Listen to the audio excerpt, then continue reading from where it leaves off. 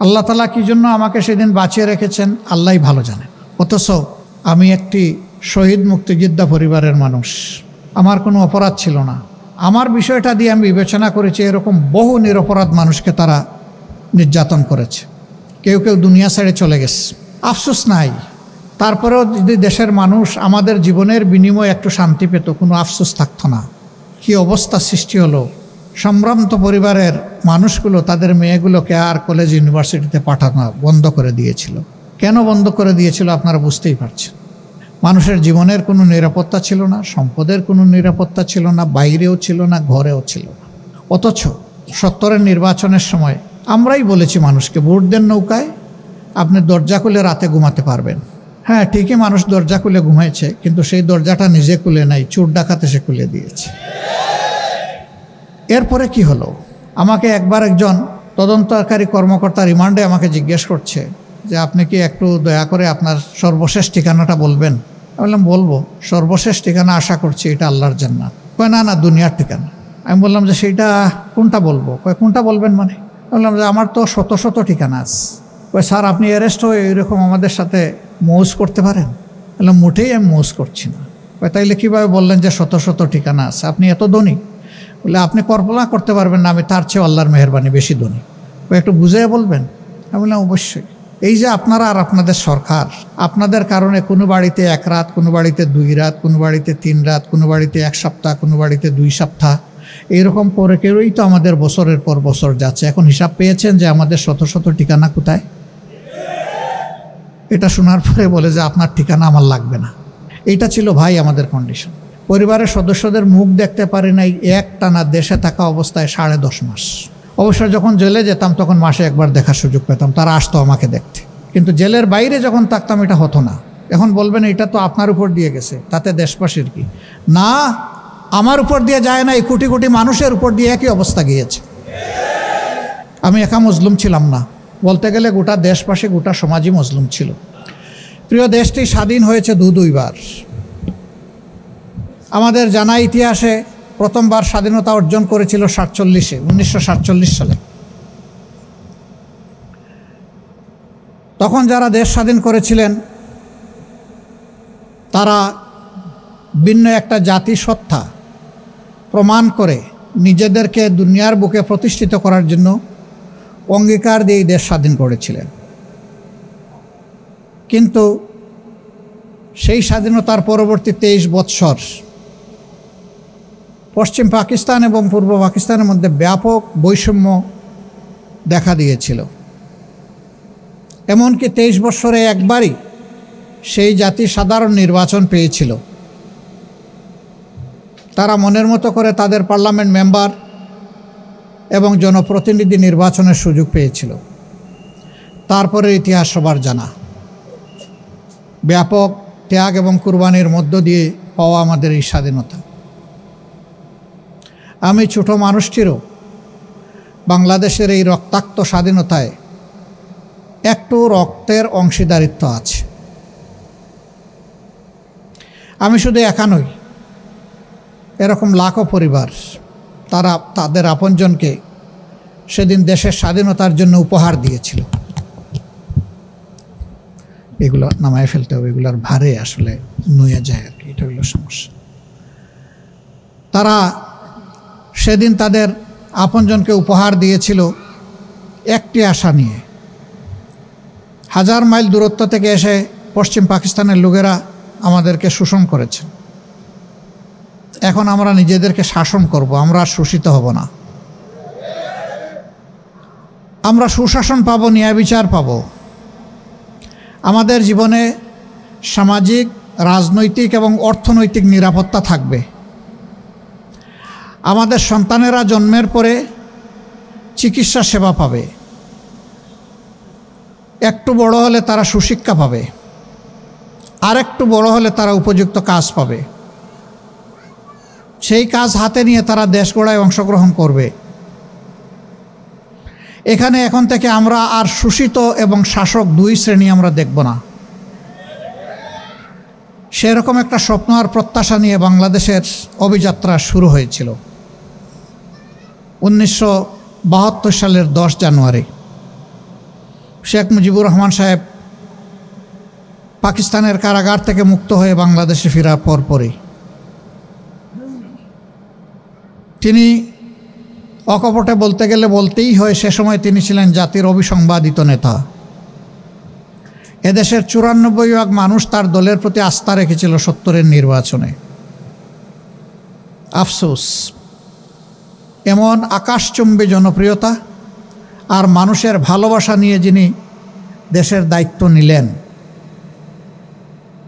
তিনি দেশটাকে সামলাতে পারলেন না। তিনি দেশ সামলাবেন কেমনে, তার দলকেই তো সামলাতে পারলেন না। এই জন্য সেই দলটির ব্যাপারে আক্ষেপ করে উনি অনেক কষ্টের কথা বলে গেছেন যে বিশ্বে বিভিন্ন দেশ যখন স্বাধীন হয় মানুষ তারা সম্পদের খনি পায়, আমি পেয়েছি ভিন্ন খনি। কিসের খনি আমি এটা বলতে গেলাম না। সম্মানিত ভাইরা, তিনি এও বলেছিলেন, কারে নিয়ে আমি সোনার বাংলা গড়ব, ডানে বায়ে সামনে পিছনে যার দিকে তাকাই একই চেহারা দেখতে পাই। তিনি তার জীবনের মূল্য দিয়ে এর প্রায়শ্চিত্ত করেছেন। অবশ্যই এইভাবে একটি পরিবারের নিহত হওয়াকে সভ্য বিশ্বে কেউ সমর্থন করে না, কিন্তু নিয়তে যার যেরকম লেখা তাকে তো সেরকমই বরণ করতে হবে। এটাও তো ঠিক যে স্বাধীন বাংলাদেশে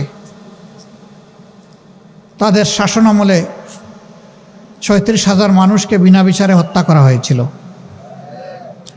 যার মধ্যে ১০,০০০ ছিল মুক্তিযোদ্ধা,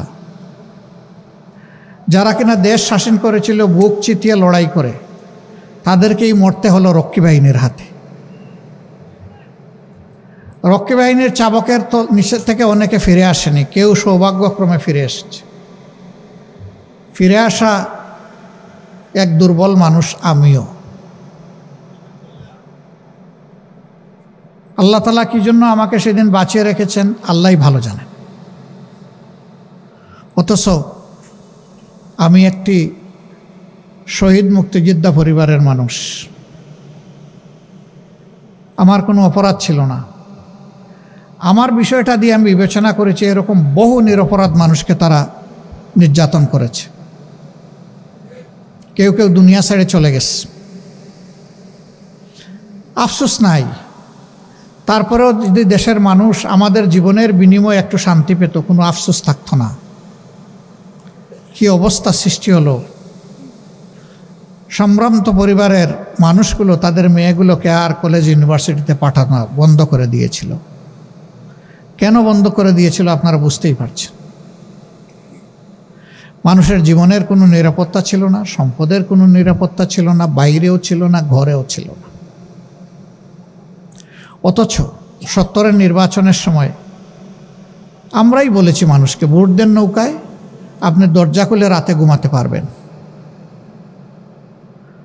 হ্যাঁ, ঠিকই মানুষ দরজা খুলে ঘুমাইছে, কিন্তু সেই দরজাটা নিজে খুলে নাই, চোর ডাকাত এসে খুলে দিয়েছে।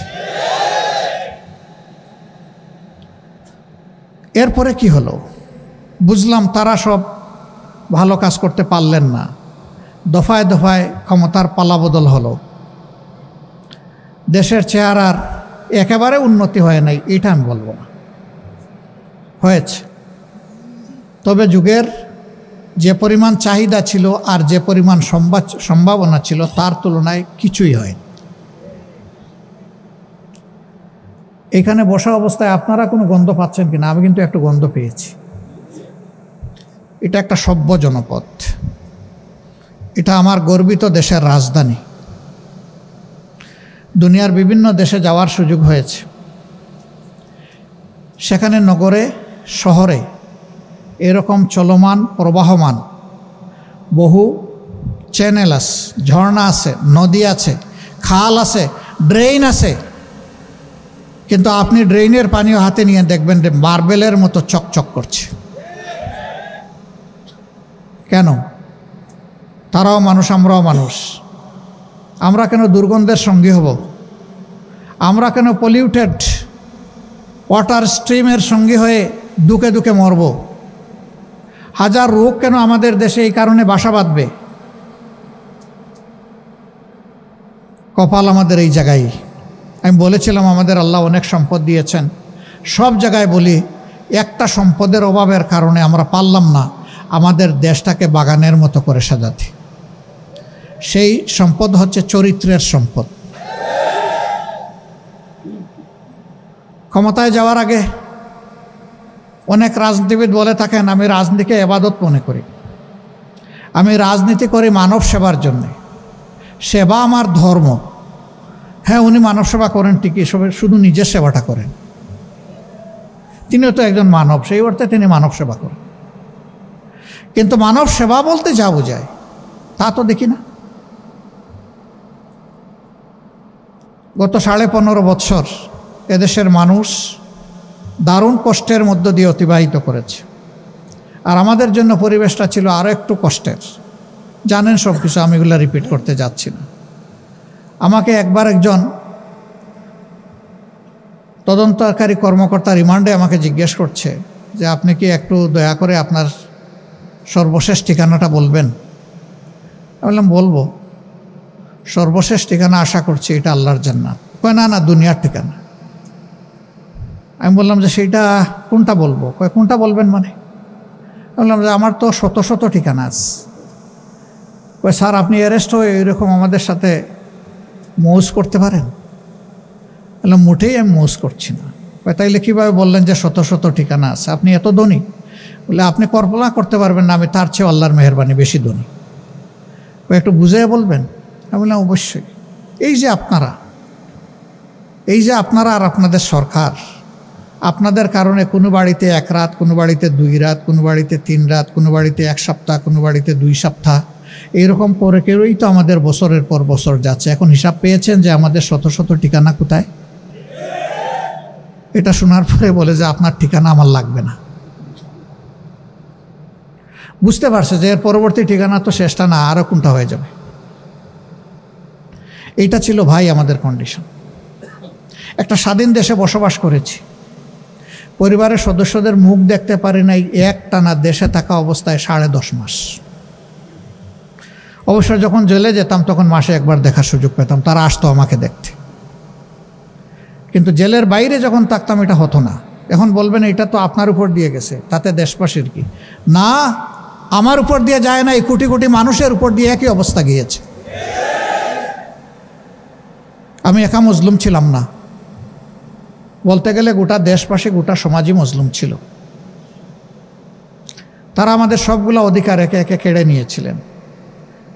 বাঁচার অধিকার, খাওয়ার অধিকার, কর্মসংস্থানের অধিকার, আমাদের ভোটের অধিকার, আমাদের মানব অধিকার, আমাদের নাগরিক অধিকার সবই তাদের জিম্মায় চলে গেছিল। তাদের অবস্থাটা ছিল তারা দেশের মালিক আর আমরা ভাড়াটিয়া। ভাড়াটিয়ারও ভাই একটা মর্যাদা থাকে, তাও মনে হয় আমাদেরকে ওভাবে চিন্তা করতো না দেশবাসীকে। এবং কোথায় কোথায় তারা হুমকি দামকি দিতেন, কোথায় কোথায় মানুষ খুন করতেন, কোথায় কোথায় বিচারের নামে মানুষকে ফাঁসিতে ঝুলাতেন। তাদের অবস্থাটা এমন হয়ে গিয়েছিল। কোনো এক কালের দুর্দর্শ একজন শাসক, সে যখন দেখলো যে ওই দেশের মানুষ কিছুটা নবীর রসুলের দিকে ঝুঁকে যাচ্ছে, তখন তাদেরকে এনে শাসালো। শাসায় বলল, আমাকে তোমরা তোমাদের রব প্রতিপালক স্বীকার করো না? বলে হ্যাঁ করি তো। কয় শুধু প্রতিপালক স্বীকার করো না, সবচেয়ে বড় আনা রাব্বুকুমুল আলা, আমাকে সবচেয়ে বড় রব মানো কিনা? এরা ভয়ে অনেকেই বলেছে, যদিও তাদের ইমান এটা সাক্ষ্য দেয়নি, ভিতরে অন্য কিছু ছিল, যে হ্যাঁ আপনি আমাদের সবচেয়ে বড় রব। সেই সবচেয়ে বড় রব মাত্র 2টা মানুষকে তাড়া করতে গিয়ে 2 লক্ষ সৈন্যের বাহিনী, সুসজ্জিত বাহিনী, এবং স্বয়ং কমান্ডার ইন চিফ সেই রাজ্যের শাসক, শেষ পর্যন্ত আল্লাহ তাআলা বনি ইসরায়েলকে পার করে নিয়ে গেলেন, সমুদ্র ফাঁক করে 2 ভাগ করে শুকনা রাস্তা দিয়ে হাঁটাইয়ে নিলেন।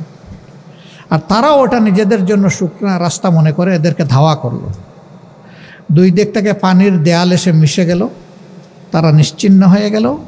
পানিতে গলে মানুষ শেষ হয়ে যায়, কোনো অস্তিত্ব পাওয়া যায় না। কিন্তু আল্লাহ তাআলার কি অপূর্ব খেলা, সেই পানিতেই ফেরাউনকে আল্লাহ শুটকি বানিয়ে দিলেন। এখন ফেরাউনের শুটকি বা মমি এখন মিশরের মিউজিয়ামে আছে, মানুষ যায় দেখে, আর স্বৈরাচারী শাসকদের অতীত কি সেইটা স্মরণ করে। কিন্তু ইতিহাসের বড় শিক্ষা হচ্ছে যে মানুষ ইতিহাস থেকে শিক্ষা নেয় না। যদি নিত তাইলে স্বৈরাচারীপনার দিকে মানুষ হাঁটত না।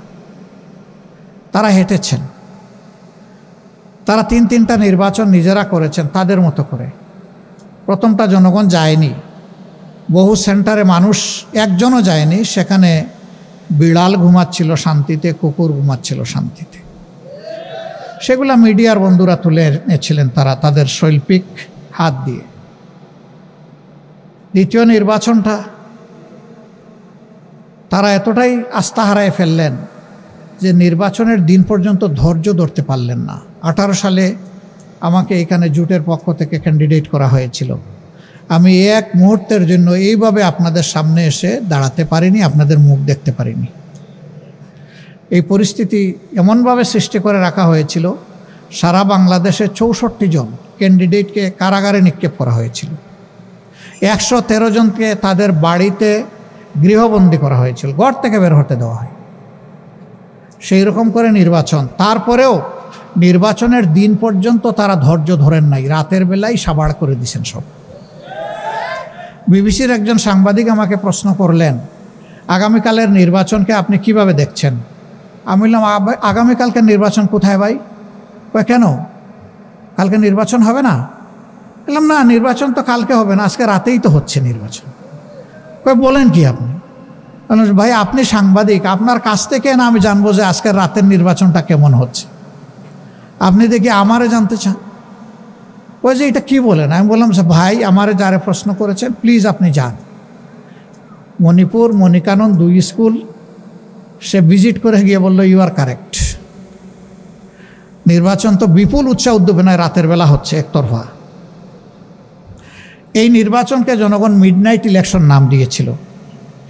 জাপানের কূটনীতিবিদরা কখনো মুখ খুলে না অন্য দেশের রাজনীতির ব্যাপারে। এই প্রথমবার এই নির্বাচনের পরে জাপানের বাংলাদেশি যিনি রাষ্ট্রদূত ছিলেন তিনি বললেন, এটা নির্বাচন নয়, এটা মধ্যরাতের নির্বাচন।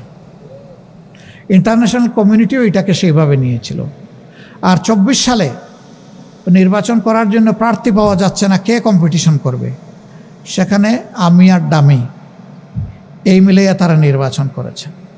এখানে যাদের বয়স 35-36-এর নিচে তারা একটু হাত তুলেন তো দেখি। মাশাআল্লাহ, a good number of people. আপনারা জীবনে হাত নামান ভাই, কষ্ট করছেন।